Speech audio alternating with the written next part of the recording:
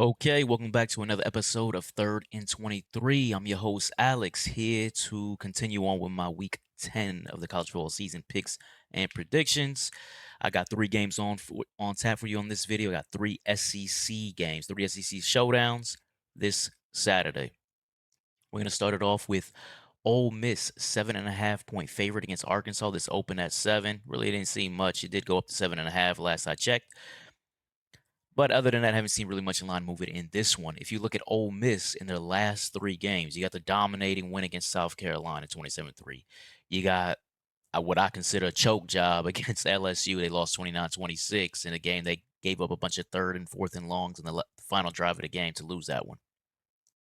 And then you got kind of like a snoozer against an Oklahoma team that is just pretty much waiting for this season to end because it's been a nightmare with all the injuries they've dealt with. The biggest thing, though, that I see with Ole Miss in those last three and pretty much all season has been their defense. Ole Miss's run defense currently ranks number one in the country right now, and their pass defense isn't too far behind them, only giving up 5.97 yards per attempt. So they are very, very effective against the pass this season. That balances out their offense with, Jackson Dart and Trey Harris. Trey Harris leading the country in receiving. I guess he dropped the second because he missed or he got hurt in the last game or he missed last game. But he's still one of the top receivers in the country.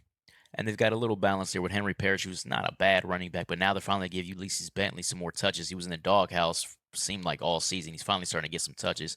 I think he's a really good running back. So let's see how he looks and how often he gets the ball going forward. And then on the Arkansas side, you look at them, their last three, they got what was an upset at the time, big win against Tennessee. Then they go against LSU in a rivalry game that you're expecting to be a battle, and they got absolutely dominated by LSU, lost 34-10 in that one.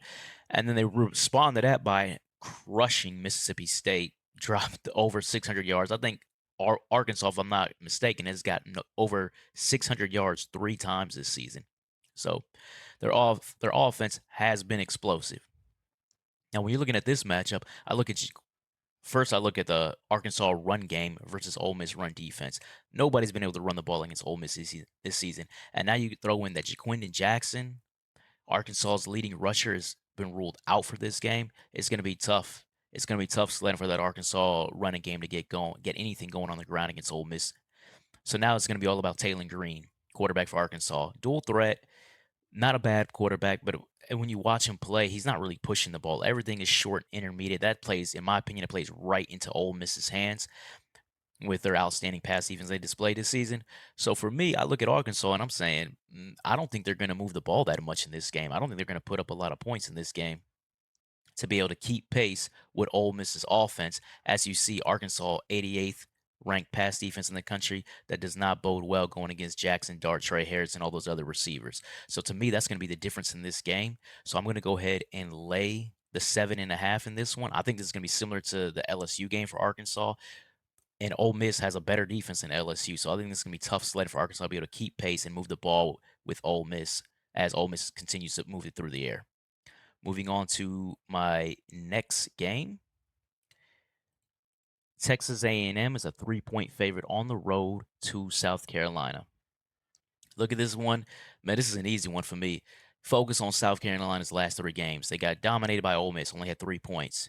They lose to Alabama 27-25 in a wild game, but for me, that was a letdown from Alabama, who just lost to Vandy, right? So I don't think they got Alabama's best shot. And then they beat Oklahoma 35-9. All three of these games tell me one thing. South Carolina, which is the same story for the whole season, can't play offense. They can't throw the ball effectively with Lenore Sellers. They don't have any threats on the outside of receiver. And Rocket Sanders at running back has not been able to recapture who he was 2 years ago. He still, to me, looks slow. He doesn't look quick. It is what there's no burst at running back. And now when you're saying, looking at the scores, you're saying, well, what are you talking about? They haven't displayed offense. They dropped 35 against Oklahoma. Well, first off, Oklahoma's a dead team, right? They're waiting for the season to end with all the injuries they've had. And two of the scores in that Oklahoma game were defensive touchdowns. So in reality, they only got 21 against OU. This isn't a South Carolina team that's going to put up points. Now you're going against a Texas A&M run defense that ranks 18th in the country, and you can't run the ball. Now you're one dimensional, and your one dimension is Lenore Sellers and those receivers. That doesn't, that's not doing it for me. So for me, I like Texas A&M, and their rush offense ranked 10th in the country to really set the tone in this game. Now you talk about quarterback for Texas A&M. They're either going Connor Wegman or Marcel Reed. Head coach for the Aggies, Mike Elko, hasn't named a starter yet, but he's said they're weighing all options. Connor Wegman came into the season as a starter, and now you're saying you're weighing all options. To me, that screams they're going with Marcel Reed. Wegman got benched last game. Reed gives them a jolt with his running ability. So for me, I think you're going to see Marcel Reed start the game. If you don't see him start, you're going to see him play. But he, in my opinion, is a better fit for right now what the Aggies want to do. He's going to be able to move the ball against the South Carolina defense. And also with their running game already being established in this game, as nobody's really been able to stop that Aggies running attack. So give me the Aggies, and I'm going to lay the 3 in this one. I don't think South Carolina's scoring much in this game. I think Texas A&M is going to set the tone early and often, and they continue this roll as the season wears on. And finally, third game I got on tap for you guys is Kentucky at Tennessee. Tennessee is a 17.5 point favorite. This opened at 16.5. Now we're at 17.5. The big numbers sometimes do scare me, so sometimes I stay away, or sometimes I go with the dog. But in this one, look at Kentucky, their last 3 games. They've lost 3 in a row: Vandy, Florida, and Auburn. But more importantly, that you look at this: Vanderbilt 13, Florida 20, but really they had a special teams touchdown, so really 13, and then Auburn 10. That's 13, 13, 10 from their offense. Bottom line is Kentucky can't pass the ball. Brock Vandagriff has been a big disappointment at quarterback. The receivers still have problems with drops. They're very inconsistent. And at running back, Demi Sumo Carbane, I could be pronouncing his name incorrectly, I think is actually an effective running back, but he doesn't get the ball enough to ever show it because for whatever reason, really, this the coaching decides not to give him the rock, or they're trailing games, so now the running game is phased out. So this Kentucky offense hasn't been scoring. I don't think it's going to get fixed now against a Tennessee team that is second in the country against the run. So Demi's going nowhere in this one. So now you're one dimension. Just like I said in the South Carolina game, your one dimension is Brock Vandagriff. Brock Vandagriff, those receivers, man, he's not about to air it out against his Vols pass defense. So Kentucky's offense going nowhere. Tennessee, on the other hand, they were to beat Florida in overtime a game they absolutely should have lost. Florida controlled that game throughout, but they were to rally and beat them in overtime 23-17. Then they come back and they beat Alabama 24-17. You would say to yourself, man, they're going to have a letdown game against Kentucky. That does scare me, but the thing is, Tennessee's coming off a bye. So maybe that kind of diffuses that letdown factor that you see in college football. Tennessee's running game with Dylan Sampson has been stout. Dylan Sampson's picked up right where Jalen Wright left off last season. So this Tennessee running game is going to get off against Kentucky, in my opinion.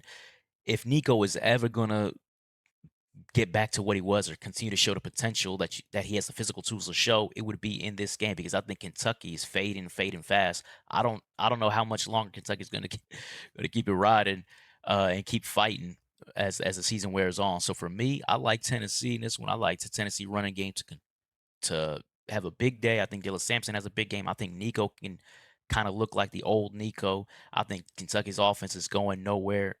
I think Tennessee's about to wash this team. So I'm laying the 17.5. This is going to be a rout. Tennessee big. So that wraps it up. That's 3 SEC games I had for you to go along with the USC Washington game I did earlier in the week. 4 games on tap so far this weekend. I may do a few more games. If I do, it's going to be tomorrow morning. I got to hear about injuries. We got to find out if Drew Allar's playing for Penn State. Oregon, Michigan, I was actually interested in. Michigan as a dog in that one, but the spread actually has gone from 16.5 to 14.5. So it's going the wrong way for me. So I don't know if I'm doing that one. And then we'll see about Florida, Georgia. So I may do some other games or I may stick with this 4. But anyways, is what it is. If you like the content, please like, follow, subscribe, all of that. As you can see, my YouTube handle here in a few seconds. Take care.